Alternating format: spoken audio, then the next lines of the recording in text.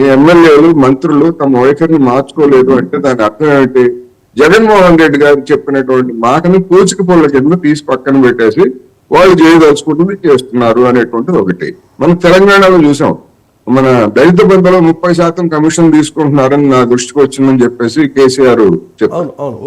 ఆ విధంగా అయినా మా ఎమ్మెల్యేల్లో ఈ విధమైనటువంటి పర్సెంటేజ్ తీసుకుంటున్నారని ఏమన్నా జగన్మోహన్ రెడ్డి గారు చెప్పారా? అట్లాంటిదేమీ మనకు ఎక్కడ తెలియదు.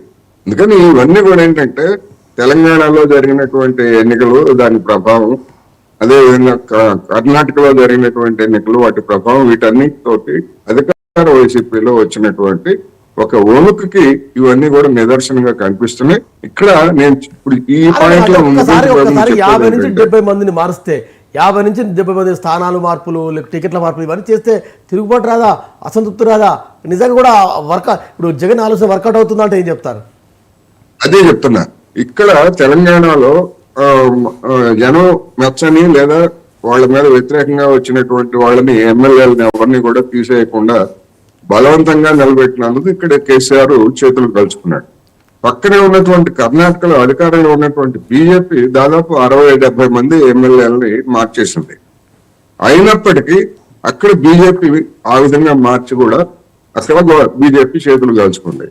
ఇప్పుడు ఆంధ్రప్రదేశ్ లో జగన్మోహన్ రెడ్డి గారు ఇదే విధమైనటువంటి కసరత్తు ఎంతమందిని మారుస్తారు అనేటువంటిది మనం ఇంకా రాబోయే రోజుల్లో చూడాలి. సంఖ్య ఇప్పటికే ఇప్పుడు 38 అంటున్నారు, లేదా 50 కావచ్చు, 60 కావచ్చు, లేదా 90 దాకా వెళ్ళినా 150 వెళ్ళినా కానీ ఆశ్చర్యం లేదు. ఎందుకంటే అధికారాన్ని నిలుపుకునేందుకు జగన్మోహన్ రెడ్డి గారు ఏమైనా చేస్తారనేటువంటిది ఇప్పటికే స్పష్టమైంది.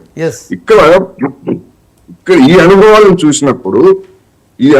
చూసినప్పుడు ఇవన్నీ ఈ మార్పులు చేర్పులు ఆయన ప్రభుత్వాన్ని గట్టెంగించలేవు అనేటువంటిది గమనించాలి. నేను అందుకే చెప్పా, కర్ణాటకలో బీజేపీ మార్చి పోగొట్టుకుంది, ఇక్కడ మార్చగా పోగొట్టుకున్నారు. ఆంధ్రప్రదేశ్ లో కూడా మార్చినా గానీ ఇదే విధమైనటువంటి ఫలితాలు వస్తాయి. ప్రభుత్వం మీద వ్యతిరేకత ఉన్నది అనేటువంటి వాతావరణంలో. అందువల్ల ఏ విధంగా చేసినప్పటికీ జగన్మోహన్ రెడ్డి గారికి వాళ్ళ కష్టకాలం వచ్చిందనేటువంటిది నాకు. మోహన్ రెడ్డి గారు, మీరు మార్చినా మార్చకపోయినా మీ ఓటమిని ఎవరు ఆపలేరు, ఇది అందరు చెప్తున్న మాట. ఇప్పుడు అన్ని రాష్ట్రాల ముఖ్యమంత్రులు వేరు, అన్ని రాష్ట్రాల పరిపాలన వేరు, ఆంధ్రప్రదేశ్ పరిపాలన వేరు. దీన్ని దృష్టిలో పెట్టుకోవాల్సిన అవసరం ఉంది. భారతదేశంలో ఏ రాష్ట్రంలో కూడా వాలంటీర్ వ్యవస్థ పెట్టి ప్రజల దగ్గరికి ప్రభుత్వ పథకాలు అందించినటువంటి చరిత్ర ఎక్కడా లేదు. కాదండి, 2+2 అంతటా ఉంటుందండి, 1+1 అంతటా ఉంటుంది. రాజకీయాలు మాట్లాడు చెప్పండి 2+2 అంతటా ఉంటుంది, 1+1 అంతటా ఉంటుంది. రాజకీయాలు అనేది ఒక యూనివర్సల్ కదా. మీరు అక్కడ ఇప్పుడు మన కోటేశ్వరరావు చాలా చక్కగా విశ్లేషించారు. కర్ణాటకలో బీజేపీ మార్చితే ఏం జరిగింది, తెలంగాణలో మార్చకపోతే ఏం జరిగింది. అందుకనే నేను చెప్తాను. ఇప్పుడు కోటేశ్వరరావు గారు చెప్పినట్టు కర్ణాటక ప్రభుత్వం గానీ, లేక తమిళనాడు ప్రభుత్వం గానీ, పక్కన తెలంగాణ ప్రభుత్వం